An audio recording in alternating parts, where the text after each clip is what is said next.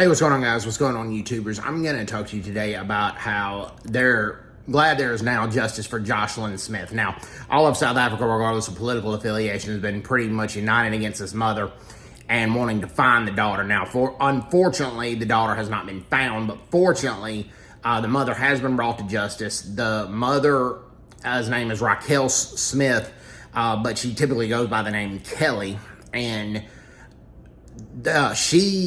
a pastor had testified, because she goes to church. Apparently she's not listening when she goes to church, but the pastor of the church testified that she had talked to members about possibly selling her daughter Kelly Smith for $1,100 US. But she would be willing to sell the kid for $275,000. I'm sorry, for $275. So she sold. The pastor testified that she was talking about selling her child.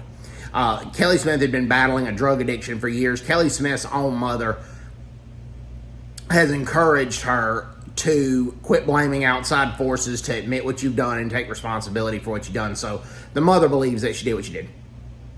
Also, a neighbor and a friend of Kelly Smith had testified that Kelly Smith had told her, "I just did something very, very terrible,"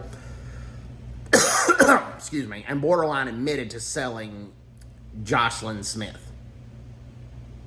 Just a sick situation. The judge sentenced her to a life sentence, but this is important to know in South Africa, the judicial system. The judicial system favors the criminals over the victims and the police a lot. A life sentence in South Africa is typically only about 20 to 25 years. Life sentence does not exactly mean life. So she's liable to be eligible for parole in about 10 to 15 years unless something changes.